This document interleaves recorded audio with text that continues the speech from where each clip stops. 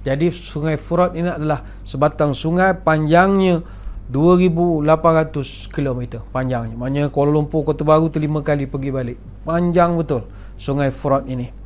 Dan kata orang tua-tua di negara Arab, bila ditanya tentang asal-usul Sungai Furat ini, Sungai Furat ni memang besar.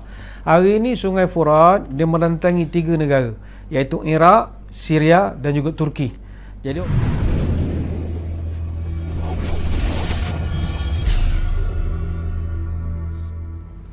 kita masih dalam bab yang ke-12, halaman 1016. Babu maja'a anal ard takhruju ma fi jawfiha minal kunuzil wal amwal. Bab bumi mengeluarkan isinya berupa harta terpendam. Muka surat 1016.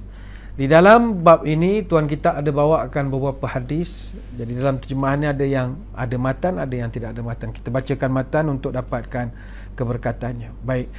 Hadis daripada Ubay bin Ka'ab radhiyallahu anhu. La yazalu an-nasu mukhtalifatu a'naquhum fi talabid dunya. Inni sami'tu Rasulullah sallallahu alaihi wasallam yaqul yushikul furatu an yahsira an jabalin min dhahabin faman hadarahu fala ya'khudh minhu syai'ah. Nabi SAW berpesan, sentiasa manusia berbeza-beza lehernya dalam mencari dunia. Sesungguhnya aku mendengar Nabi pernah bersabda, hampir saja sungai Furat menjadi kering dan menampakkan timbunan emasnya. Barang siapa menemuinya atau mendatanginya, maka janganlah dia mengambil sedikit pun. Hadis dalam Sahih Muslim. Baik saudara, apa yang dimaksudkan di dalam hadis Nabi ini? Pertama, disebutkan berkenaan Sungai Furat, dia akan menyingkapkan emasnya. Ini kalau kita baca dalam hadis yang lain, memang Nabi SAW pernah menyebutkan, la taqumu sa'atu hatta yahsirul furatu an jabalin min dhahabin yaqtatilun nasu alaihi fayuqtalu min kulli mi'ati tis'atun wa tis'una wa yaqulu kullu rajulin minhum la'alli akunu ana alladhi anju. Tidak akan berlaku hari kiamat sehinggalah Sungai Furat menampakkan timbunan emasnya. Manusia akan saling berbunuhan kerana emas itu, dan setiap 100 orang akan terbunuh 99 orang. Setiap orang dari mereka akan berkata, semoga akulah yang paling beruntung mendapatkannya. Hadis dalam Sahih Al-Bukhari, Kitab Al-Fitan, Bab Khurujun Nar, dan juga dalam Sahih Muslim, Kitab Al-Fitan wa Asyratus Sa'ah. Baik saudara, di mana letak Sungai Furat ini? Dalam Kitab Mu'jamul Buldan disebutkan, Furat ataupun Euphrates ini adalah nama asing, bukan bahasa Arab, yang telah dimasukkan ke dalam bahasa Arab. Dari sudut bahasa, Euphrates ataupun Furat itu maknanya air tawar. Jadi Sungai Furat ini adalah sebatang sungai panjangnya 2,800 km panjangnya. Maknanya Kuala Lumpur Kota Baru tu 5 kali pergi balik. Panjang betul Sungai Furat ini. Dan kata orang tua-tua di negara Arab, bila ditanya tentang asal-usul Sungai Furat ini, Sungai Furat ini memang besar. Hari ini Sungai Furat dia merentangi 3 negara, iaitu Iraq, Syria dan juga Turki. Jadi orang Arab mengatakan sungai ini hulunya dekat Armenia, dekat dengan sebelah Turki pada hari ini. Kemudian dia masuk ke Rom, sampai ke Maltiyah. Maltiyah ni kalau petaskan Miletus, terletak di sebelah selatan Turki. Kemudian mengalir dia dalam sungai-sungai kecil dan melalui satu kawasan namanya Ar-Riqah. Kemudian dia menjadi sungai-sungai yang besar, dan sungai ini yang mengairkan kebun-kebun di sebelah Iraq. Dan hilirnya pula bertemu dengan Sungai Dajlah di Al-Wasit, dan keduanya sungai ini dia bertembung dan dia keluar di Teluk Arab, dulunya dikenali sebagai Laut India. Jadi para ulama mengatakan bahawa sungai ini akan nanti bila hari kiamat dia mengeluarkan harta simpanannya. Jadi adakah ini telah berlaku? Ini kita melihat kepada kajian-kajian semasa. Muhammad Fahim Abu Ubayyah dalam tahqiqnya atau kritikannya terhadap kitab Al-Bidayah wa Nihayah fil Fitan wal Malahim karya Ibnu Kathir, beliau menyatakan yang dimaksudkan dengan timbunan emas ini adalah timbunan emas yang sebenar, maknanya emas betul. Maknanya kalau ada orang berteori, kita ucap terima kasih lah kepada orang yang rajin buat teori ni. Ada yang mengatakan timbunan yang disebutkan oleh Nabi sebagai Sungai Furat mengeluarkan hartanya, mereka kata ini adalah minyak daripada bumi. Kita ingin jawab begini, para ulama bersetuju bahawa yang dimaksudkan sebagai emas tu emas, bukannya minyak. Seperti mana kata Muhammad Fahim Abu Ubayyah, dia mengatakan bahawa timbunan emas tu memang bukan minyak bumi. Apa hujah beliau? Nas dalam hadis Nabi SAW menyebut jabalin min zahabin, timbunan emas. Jadi minyak yang ada dalam bumi, dia bukan emas secara hakiki. Mana kalau tuan-tuan jumpa minyak, bawa kedai emas, tak boleh nak mulakan perbincangan pun, payah. Sebab dia bukan emas secara hakiki. Itu pertama. Yang kedua, Nabi SAW mengkhabarkan bahawa air sungai akan menampakkan timbunan emas sehingga manusia boleh melihatnya. Jadi berbeza dengan minyak. Minyak itu dikeluarkan dari dalam bumi, kemudian melalui pula menggunakan pelbagai alat-alat dengan jaraknya pula begitu dalam sekali. Jadi untuk nak dilihat oleh manusia dengan mata kepalanya itu agak sukar. Baik, itu hujah yang kedua. Yang ketiga, Nabi SAW memberikan kekhususan kepada Sungai Furat. Maknanya Nabi tidak sebut lautan ataupun tempat yang banyak minyak ini. Kita tidak menyaksikan juga bahawa sebagaimana yang kita maklum, minyak ni kebiasaannya dikeluarkan daripada lautan, dan payah kita nak menyaksikan ia keluar daripada sungai-sungai misalnya. Ini tu hujah kita yang ketiga. Maknanya Nabi sebut khusus Sungai Furat tanpa menyebut laut. Dan yang keempat, Nabi mengkhabarkan dalam hadis yang kita bacakan di awal tadi, manusia akan saling berbunuhan kerana harta simpanan itu. Jadi kita tidak menyaksikan sebarang kejadian pembunuhan ketika keluarnya minyak daripada bumi Furat. Kita belum lagi menyaksikan. Baik, itu hujah para ulama. Persoalannya, mana letaknya perbendaharaan emas ini? Pertama sekali, kita tak perlu mencari, kerana perbuatan tersebut dilarang oleh Nabi SAW. Tak payah cari. Jangan nak jadi Indiana Jones pula, nak mencari harta karun, tak perlu. Bahkan kalau kita ditakdirkan berjumpa pun, Nabi SAW melarang kita untuk ambil. Sebagaimana hadis yang kita baca di awal tadi, la yazalun nasu mukhtalifatu a'naquhum fi talabid dunya, inni sami'tu Rasulullah sallallahu alaihi wasallam yaqul yushikul furatu an yahsira an jabalin min dhahab faman hadarahu fala ya'khudh minhu syai'a. Nabi pesan, hampir saja Sungai Furat menjadi kering dan akan menampakkan timbunan-timbunan emas. Barang siapa bertemu emas itu atau mendatangi tempat emas itu, maka janganlah la fala ya'khudh minhu syai'a, janganlah dia mengambil walau sedikit pun. Hadis dalam Sahih Muslim. Syekh Hamud bin Abdullah At-Tuwajiri An-Najdi dalam kitabnya Ithaful Jamaah bima jaa fil fitan wal malahim wa asyratus sa'ah menyatakan bahawa siapa saja yang menafsirkan timbunan emas dalam hadis itu sebagai minyak daripada bumi, maka tak bolehlah dia mengorek pun minyak daripada kawasan tersebut, kalau dia percaya. Kalau dia kata dia percaya bahawa Nabi sebut yang timbunan emas itu adalah minyak, baik, silakan, tetapi dia tak boleh ambil minyak itu, sebab Nabi pesan jangan ambil.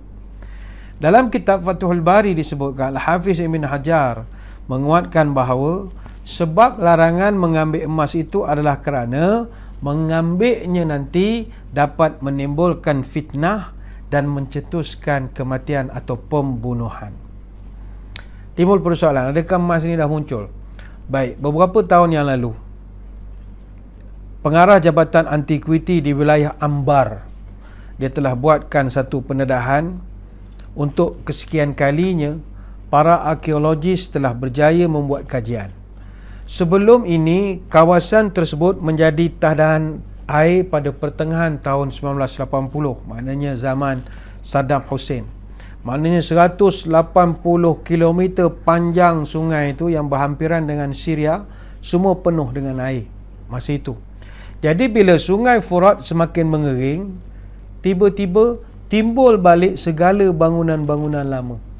Jadi di sejak tahun 2009 lagi mereka telah buat kerja ekskavasi ini, dan mereka telah menemui 90% daripada tinggalan kerajaan Sasan yang boleh dilihat dengan mata kita.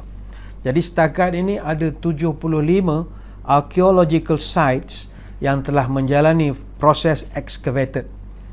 Dia Al-Anbar ini, Al-Anbar ataupun Peri Sabur, dalam bahasa lama disebut Firuz Shapur.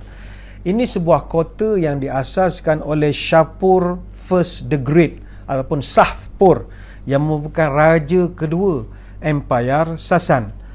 Dia ni putera kepada Ardashir First, yang panggil the Unifier, yang seorang raja yang menyatukan, dan ianya merupakan wilayah dinasti Empire Sasan tahun 224 sampai 673. Jadi pakar-pakar sejarah mengatakan bahawa Anbar adalah bandar kedua terpenting Empire Parsi selepas bandar Kotai Sifun. Kotai Sifun ni dalam bahasa Arab, kalau dalam bahasa orang putih dia panggil Stisifon.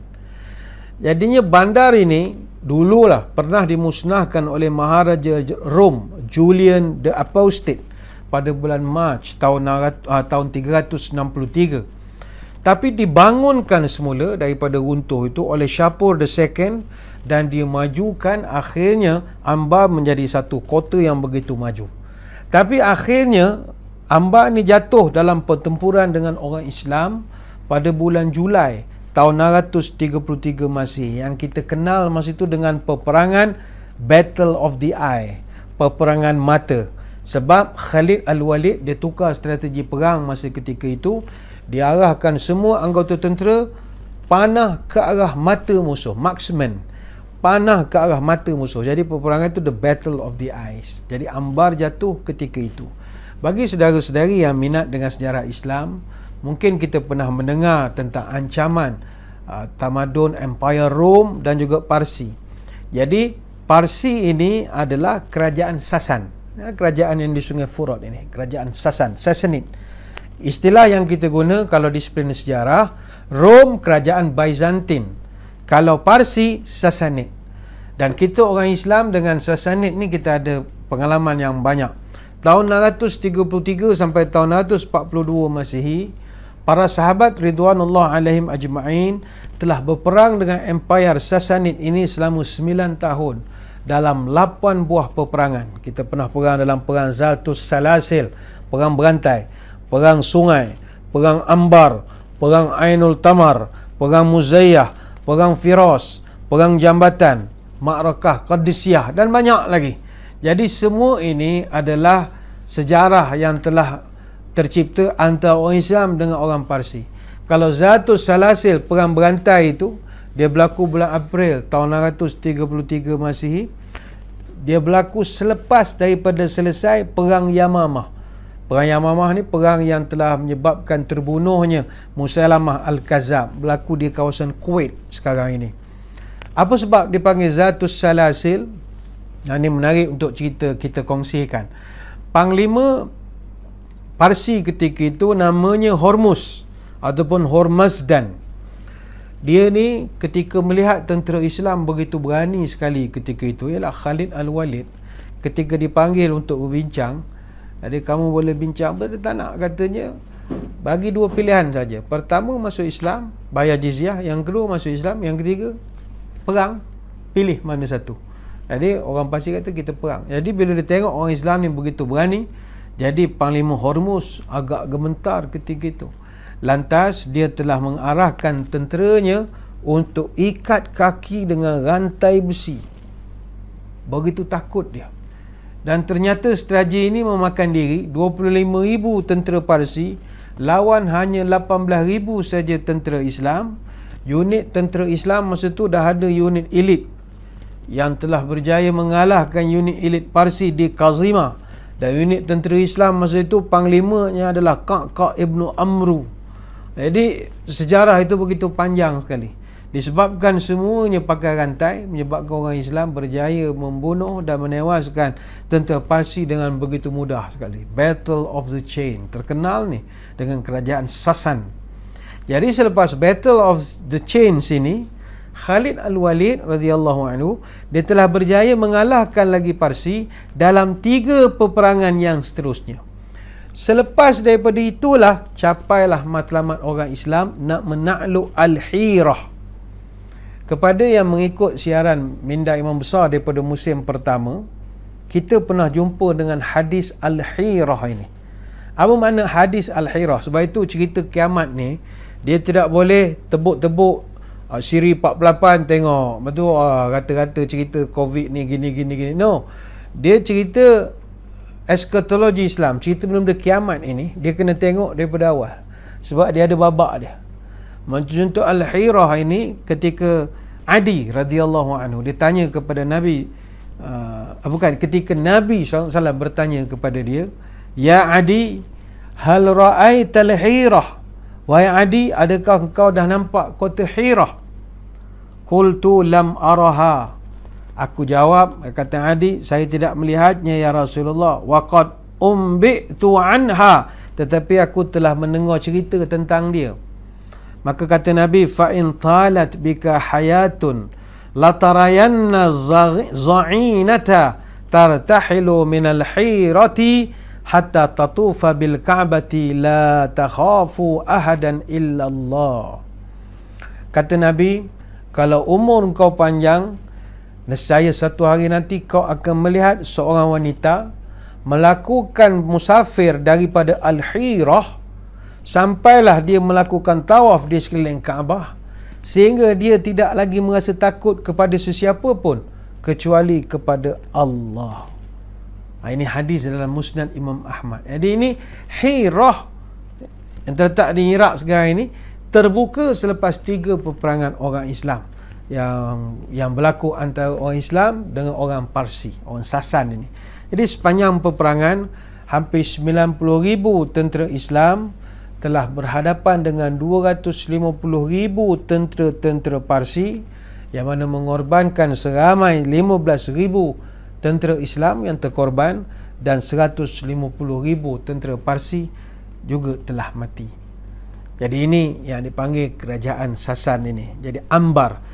Jadi Jabatan Antiquity Wilayah Ambar, dia berjaya temui bukan setakat tinggalan Sasan saja, tapi mereka juga telah berjaya menemui beberapa tinggalan empire dan tamadun-tamadun yang lain. Antaranya mereka menemui harta peninggalan kerajaan Sumeria. Sumeria ni atau The Akkadian Empire, ini Mesopotamia kuno, milenium ketiga sebelum Masihi.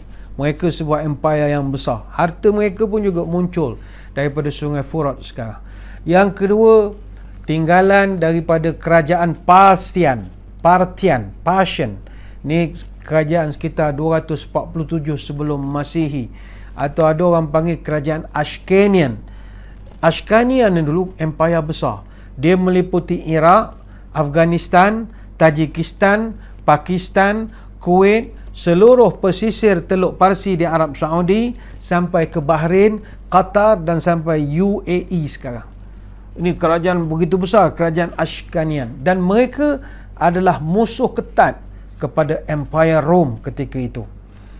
Perlu diingat saudara-saudari sekalian, Empire Rome Byzantine ini, maknanya Eastern Roman Empire, ini bukan satu empire yang kecil, bukan kekuasaan kecil. Mereka, kerajaan Rom, mereka kuasai permukaan bumi ini sejumlah atau sebanyak 5,900,000 kilometer persegi.